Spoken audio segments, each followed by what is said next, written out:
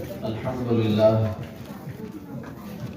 لله رب العالمين، والصلاة والسلام على سيد الأنبياء والمرسلين وعلى آله وأصحابه أجمعين، أما بعد، فأعوذ بالله من الشيطان الرجيم. بسم الله الرحمن الرحيم.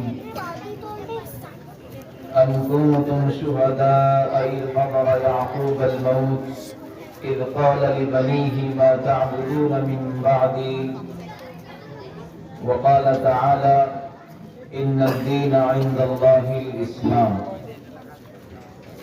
وقال النبي صلى الله عليه وسلم خيركم من تعلم القرآن أو علمه، أو كما قال النبي صلى الله عليه وسلم. اللهم صل على سيدنا محمد وعلى آل سيدنا محمد وبارك وسلم. قابل احترام حضرات علماء کرام اور معزز سامعین اور پیارے بچوں اور بچیوں اور پردہ نشین خواتین اسلام، یقیناً کافی دیر سے آپ تمام حضرات اس جلسہ گاہ میں بیٹھے ہیں، اور خصوصاً یہ بچے اب اپنے انعام کے منتظر ہیں، اس لیے ان کے انعام کے درمیان میں زیادہ دیر حائل نہیں رہوں گا. بہت مختصر سے وقت میں بات ختم ہو جائے گی انشاءاللہ تعالی. دیکھیے، آج کے دور میں جو مدارس اور مکاتب چل رہے ہیں، یہ امت کا بہترین سرمایہ ہے اور امت میں ایمان اور اسلام کو باقی رکھنے کا محفوظ ذریعہ ہے.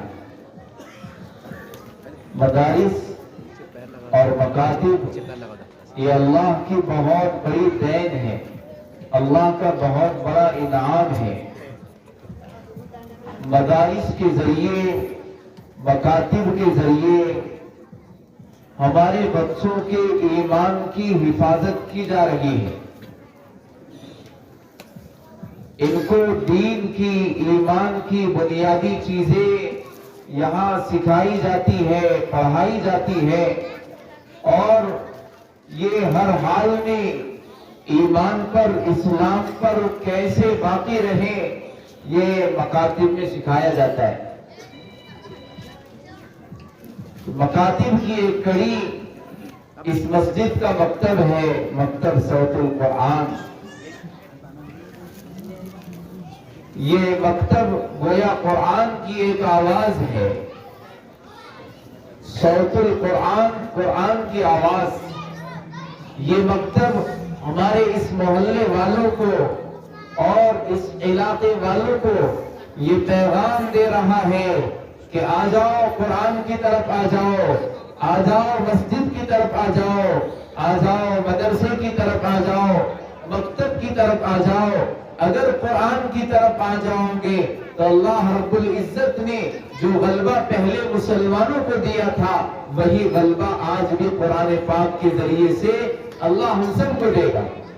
علامہ اقبال رحمت اللہ علیہ نے ایک شعر کہا تھا کہ وہ معزز تھے زمانے میں مسلمان ہو کر، وہ معزز تھے زمانے میں مسلمان ہو کر، اور ہم خوار ہوئے تاریک قرآن ہو کر. ہم نے قرآن کو چھوڑ دیا، ہم نے قرآن کی تعلیم کو جیسے اپنانا چاہیے تھا ویسے قرآن کی تعلیم کو نہیں اپنایا. آج دنیاوی تعلیم کو بہت اہتمام کے ساتھ سیکھا جا رہا ہے، سکھایا جا رہا ہے. یقیناً سیکھنا چاہیے، سکھانا چاہیے. ہمارے اپنے مسلم معاشرے کا کوئی بچہ عصری تعلیم سے، دنیاوی تعلیم سے محروم نہ رہے، یہ بہت ضروری ہے. اس کی طرف ہماری توجہ بہت ضروری ہے. لیکن کیا ذرا ہم یہ سوچیں اور اپنے گریبان میں جھانک کر دیکھے، جتنی توجہ اور اہمیت دنیا کی تعلیم کی طرف آج دی جا رہی ہے، کیا اتنی توجہ اور اہمیت دینی تعلیم کی طرف ہے؟ مکتب میں بچہ 1.5 گھنٹے کے لیے آتا ہے، 1 گھنٹے کے لیے آتا ہے، زیادہ سے زیادہ 2 گھنٹے کے لیے آتا ہے۔ اس میں کتنا اہتمام ہے، کتنی پابندی ہے، اور مکتب کے اصول اور ضوابط کا کتنا خیال رکھا جاتا ہے، یہ سب جانتے ہیں۔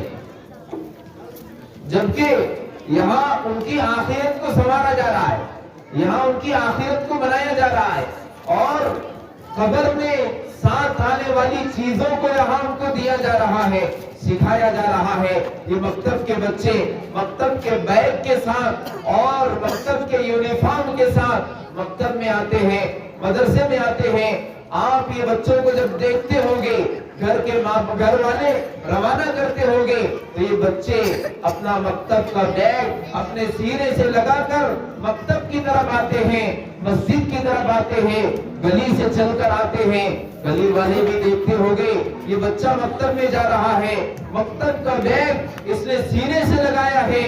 اور یہی بچہ جب مکتب سے گھر جاتا ہے اور اسکول کے لیے جاتا ہے، اسکول کا بیگ بھی ہوتا ہے، اسکول کا یونیفارم بھی ہوتا ہے، اسکول کا بیگ وہ سینے سے لگا کر نہیں جاتا ہے، وہ اپنے پیٹھ پر لگا کر جاتا ہے۔ اسکول کا بیگ پیچھے لٹکا کر جاتا ہے اور مکتب کا بیگ آگے لگا کر آتا ہے۔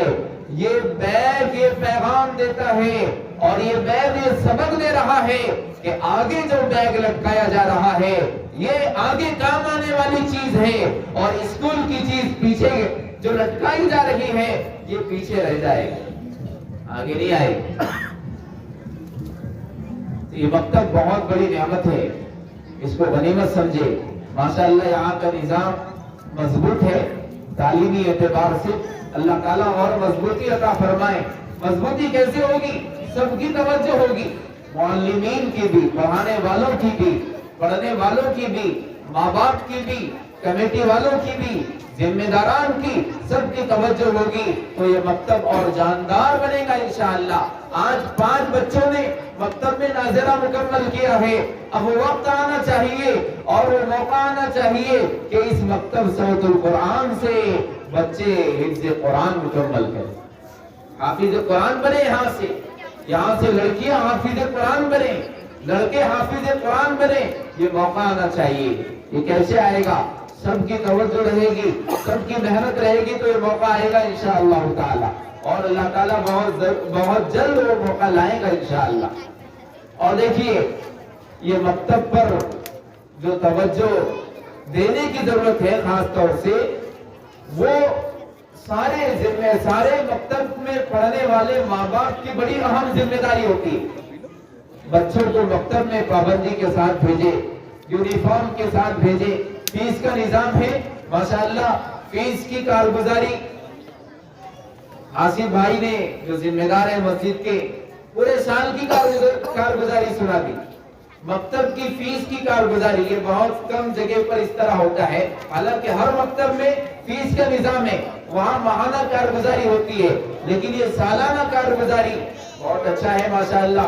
لیکن اسی پر بس نہیں کرنا چاہیے، فیس کا جو نظام ہے اس کو اور مضبوط کیا جائے، پڑھانے والوں کو خاطر خواہ تنخواہ دی جائے، پڑھانے والوں کو معقول تنخواہ دی جائے تاکہ یہ اور محنت سے پڑھا سکے اور زیادہ محنت کر سکے۔ جو شفٹ دی جاتی ہے وہ شفٹ میں اور اضافہ کیا جائے۔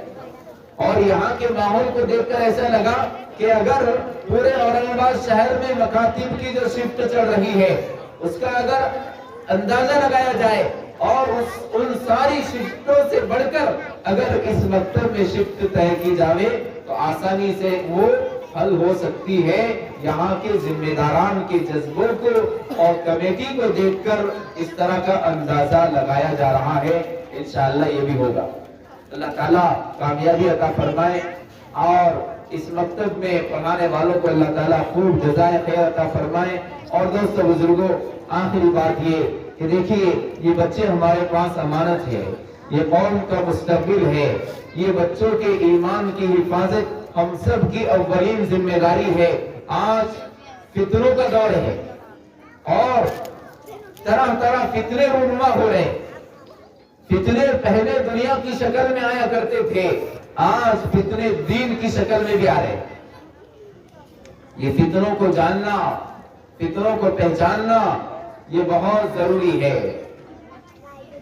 ورنہ اگر ہم نے فتنوں کا اندازہ نہ لگایا تو ہماری نسلیں ہماری ہاتھوں سے نکل جائے گی, ہمارے نوجوان ہمارے ہاتھوں سے نکل جائیں گے اور ایمان کا اللہ نہ کرے سودا کر بیٹھیں گے. آج ہمارے مسلم معاشرے کی بعض لڑکیاں ایمان کا سودا کر کے غیروں کے ساتھ فرار ہو رہی ہیں اور غیروں کے ساتھ شادی بیاہ رچا رہی ہے, اسلام مذہب کو چھوڑ رہی ہے. یاد رکھنا چاہیے ساری عزتیں, ساری شان و شوکت اور غلبہ اور سب کچھ اگر ملے گا وہ اسلام ہی میں ملے گا, وہ اسلام ہی میں ملے گا. عزت اسلام کے علاوہ کہیں نہیں مل سکتی. دنیا داروں کے پاس اور حکومت کے پاس, عہدے داروں کے پاس عزت نہیں ملتی, عزت ملے گی اسلام کی وجہ سے ملے گی. حضرت عمر رضی اللہ عنہ کا فرمان ہے, حضرت عمر رضی اللہ عنہ بڑے فخر سے کہا کرتے تھے نحن قوم اعزنا اللہ بالاسلام, کہ ہم وہ قوم ہیں جنہیں اللہ نے اسلام کی وجہ سے عزت دی ہے. ہمیں بھی یہ طے کر لینا چاہیے ہمیں جو عزت ملی ہے آج تک اسلام کی وجہ سے ملی ہے, آج کے بعد بھی ملے گی اسلام ہی کی وجہ سے ملے گی.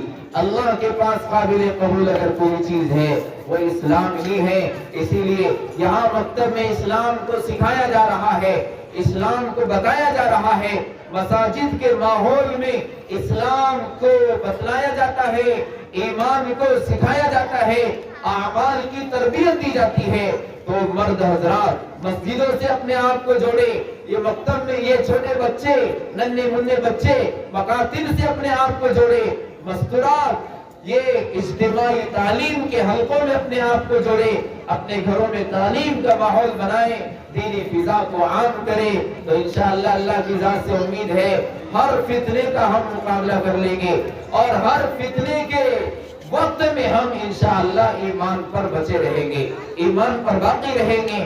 اللہ تعالیٰ ہر حال میں ہم سب کو ایمان پر باقی رکھے اور جتنے مکاتب اور مدارس اور دعوت کی محنت, خانقاہوں کی محنت, اولیاء کرام بزرگان دین کی محنتیں چل رہی ہے, اللہ تعالیٰ سب کو قبول فرمائے اور سب کا حصہ ہم سب کو اللہ تعالیٰ بننے کی توفیق عطا فرمائے. اور آج کے اس مکتب کے جلسے کو اللہ تعالیٰ بے حد قبول فرمائے, اس میں اللہ تعالیٰ مزید ترقیات عطا فرمائے. جو کمی ہے اللہ اپنے فضل سے اس کمی کو دور فرمائے. معاونین کے, مخلصین کے تعاون کو اللہ تعالیٰ بے حد قبول فرمائے.